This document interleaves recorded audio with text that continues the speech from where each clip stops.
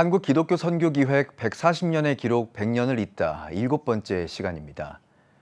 우리나라 서해 최북단에 위치한 섬 백령도. 이곳의 기독교 선교 역사가 무려 160년이나 된다는 사실 알고 계셨나요? 백령도에 한문 성경을 전했던 우리나라 개신교 첫 순교자 토마스 선교사부터 남한에 세워진 최초의 자생교회 등 백령도에 새겨진 복음 전파의 흔적을 따라가 보며 그 역사적 의미를 되새겨 봅니다. 박주성 기자의 보도입니다. 가톨릭 선교사들 외에는 아무도 알지도 못하는 나라 조선의 서해안으로 가기로 결심했다. 토마스 선교사가 자신의 편지에 기록한 내용입니다. 그렇게 1865년, 지금으로부터 160년 전 백령도의 복음화는 시작됐습니다.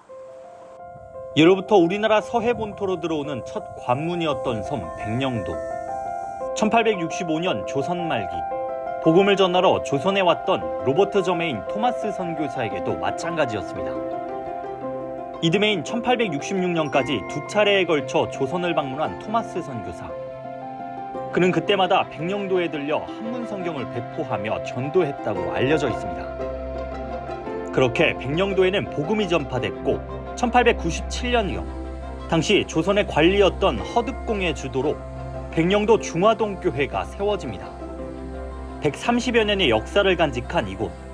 하지만 여태까지 그렇다 할 역사 사료가 없던 와중 한 교인의 비닐하우스에서 발견된 교회 대들보 3개는 뜻밖이었습니다.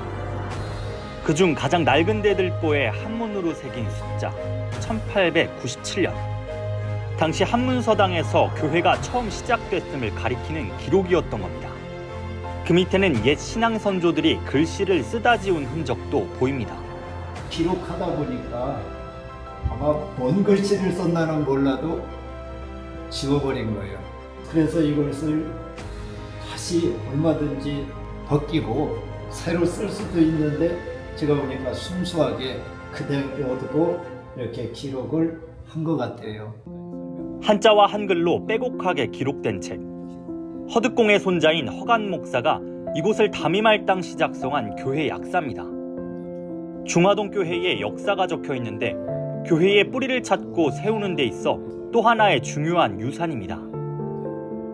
백령 성경학교를 세우기도 했던 허간 목사. 당시 섬이란 지역적 한계로 교육에 기회가 적었던 교인들에게 성경학교 졸업증은 한 줄기 빛과도 같았습니다. 특히 성경학교는 훗날 이 작은 섬에서 무려 100여 명의 목회자를 배출하는 초석이 됩니다.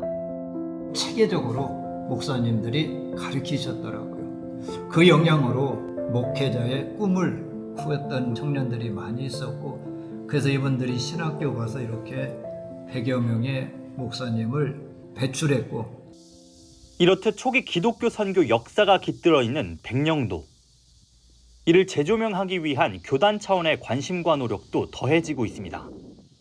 지난 8월 4일 대한예수교 장로회 합동총회는 백령도를 방문하고 토마스 선교사가 백령도에 성경을 전례한 지 160주년이 된 올해를 기념했습니다. 토마스 선교사의 생애와 순교에 대해 살펴보며 그로부터 한국 기독교가 시작됐음을 되새겼습니다. 특별히 총회는 이날 토마스 선교사가 조선에 처음으로 복음을 전했던 섬 백령도에 기념비를 세우고 제막식을 진행했습니다. 무엇보다 그가 배포했던 한문 성경을 통해 오늘날 백령도의 복음화가 이루어졌음을 기리며 그의 정신을 계승할 것을 다짐했습니다.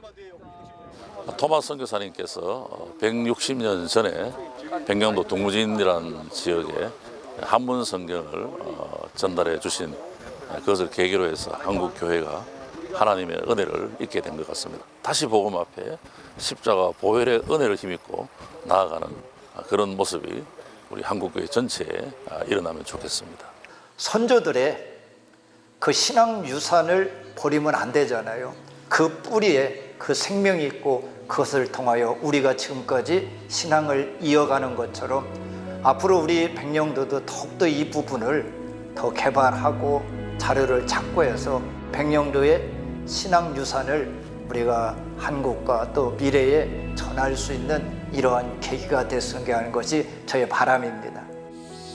오늘날 백령도의 모교회이자 남한에 생긴 최초의 자생교회로 불리는 중화동 교회. 이곳을 포함해 백령도 안에 있는 예장 합동교단 소속 총 10개 교회 중 100년이 넘는 역사를 지닌 교회만 5곳으로 절반에 이릅니다. 이런 기독교 역사적 의미를 높게 산 예장 합동총회는 지난 2021년 백령도를 한국 기독교 섬으로 지정한 바 있습니다. 아울러 올해 안으로 인천 옹진군과 협력해 백령도 안에 기독교 선교 기념공원을 조성할 계획입니다. 백령도의 기독교 역사적 가치를 지역사회 차원으로 확대하겠다는 겁니다. 조선인은 어느 민족보다 복음 진리에 대한 관심이 많은 민족이다. 토마스 선교사의 편지에 기록된 마지막 내용입니다.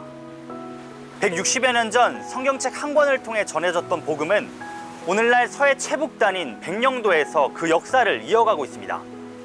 CTS 뉴스 박주성입니다.